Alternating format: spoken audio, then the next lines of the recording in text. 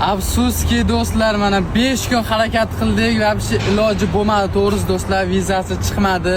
Bitta yo'li Afrikaga borib kelish kerak ekan. Men bormoqchi edim, birga borib kelmoqchi edim. Lekin menga ham viza, Afrikaning vizasi O'zbekistondan chiqar ekan. Shu sababli endi do'stlar, o'zim yo'lda davom etyapman. Hozir akamiz keldi, Bilolbek ishxonasidagi akamiz mana.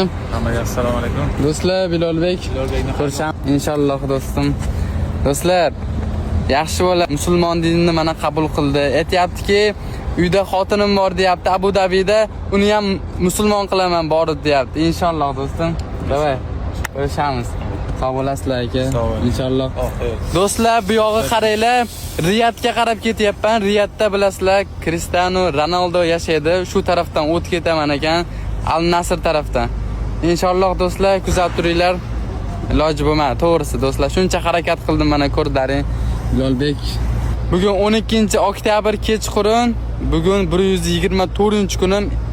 Inshaalloh bu yoqqa o'tganimdan keyin antina chiqmay qoladi. Endi qanday tushuntirib olaman-a? Bilmayapman. Endi tili qiyin bularda, arablarda. Bir gap bo'lar do'stlar. Sim karta topib olgunimcha endi bir gap bo'ladi. Kuzatinglar do'stlar. Bu yog'i endi yana o'zim mana palatkalar, bu yog'i joy topib o'shalarda tunab qolaman.